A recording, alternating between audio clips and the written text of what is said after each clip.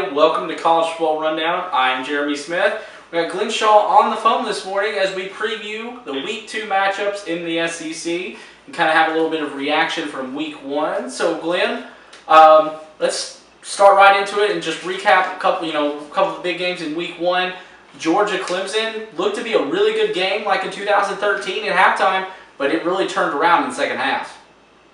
Well, it sure did, Jeremy. I think you have to credit Georgia for going there and making halftime adjustments, and also the offense for wearing Clemson down. Clemson had no answer for Georgia's running game, whether it was Todd Gurley or Nick Chubb, the freshman. Georgia did a very, very fantastic job of running the football. What really surprised me as well is just the inadequacy of the Clemson defense. Missed tackle after missed tackle, but again, you have to give credit to Georgia's running backs. They made just great plays. Very surprising on how well Georgia's defense played. They were very fast, adjusted well in the second half. They were all over the field. Clemson just had no answer either way. Yeah, they really did, especially in that second half. Jeremy Pruitt really made some good halftime adjustments for that defense, and they had them all over them. Kind of look at some of the rankings. They really got shaken up after the big wins by Texas A&M and by Georgia. Texas A&M goes from 21, vaults into the top 10 at number 9. Georgia vaults up there as well. They're all the way up to number 6, so they have all of a sudden now put themselves in prime position. I know after Week 1, but they put themselves in a great position now to build toward the playoffs as the season progresses.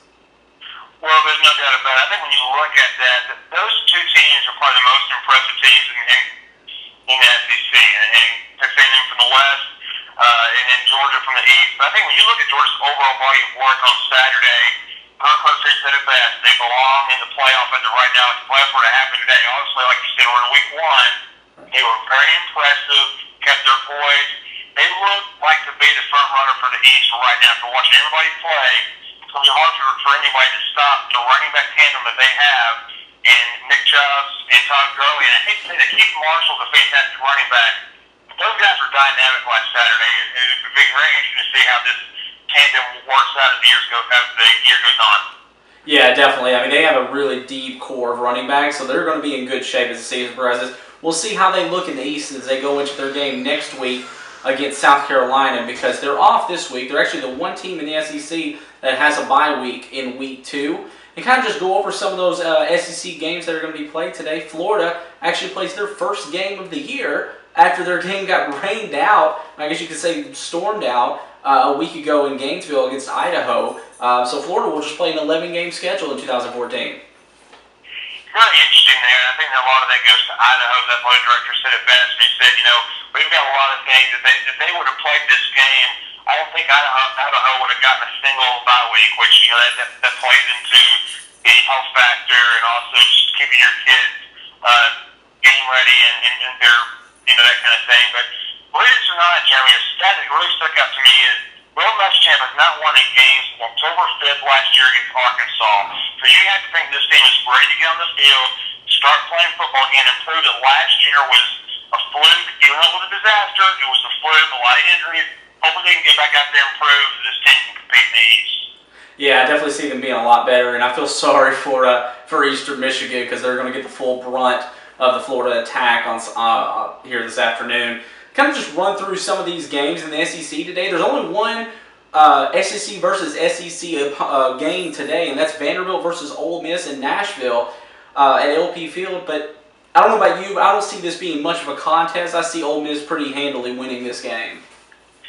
This is going to be a critical game for Vanderbilt, Jeremy. The reason why I say that is because they just looked terrible last week against Temple. They got to find some rhythm on offense. They got to find a way to stop anybody on defense. And that makes us look like a deer in the headlights in this post-game press conference. He said he didn't want to create the quarterback controversy, but you kind of had to think. You put 3 quarterbacks in one game, that kind of causes a quarterback controversy. There hasn't been a starter name yet this week. There probably won't be till the day of the game. It's going to be interesting to see who he chooses. Rob Bennett seems to have a lot of the locker rooms. They're back behind him, but it's going to be interesting to see how that goes down. But I agree with you 100%. This game won't be close. Hugh Freeze has got a chance to make a name for himself in the West this year. They're very competitive, very fast on defense, as we saw last Thursday night against Boise State. Offensively, Bo Wallace made some careless mistakes, but I think he'll get better as the season goes on. This is going to be a blowout for Ole Miss. I'm going 41-10 route, I think. Yeah, I can definitely see that as well. And seems like as you look up and down this list of the games going on in the SEC today, they're pretty, as you could say, the SEC team versus the cream puff from random conferences around the country. You have Mississippi State versus UAB, South Carolina versus East Carolina, Auburn versus San Jose State, LSU versus Sam Houston State, and Texas A&M versus Lamar. Obviously, going to be looking to be a one-sided affair. But let's talk about UT versus Arkansas State. Tennessee building off of that big win over Utah State. All those true freshmen getting that first game's experience. How do you see them now coming into their second game and building off of that? Well, the Utah State game really helped Tennessee out from a defensive standpoint, trying to go up against those spread teams. They're going to face a lot of them this year. And Arkansas State's not going to be any different. Freddie Knight leads this offense. He's very fast, dynamic. Not as much as a passer as Chuck King. He doesn't have that much of an accuracy, but the guy's better at his feet. There's more designed runs for him. They do have a talented running back, and I apologize, I can't remember his name. McKinnon, the wide receiver for Arkansas State, is a dynamic playmaker as well. The defense is going to have their hands full. The question is, are they going to be in position? Are they going to keep their eye discipline?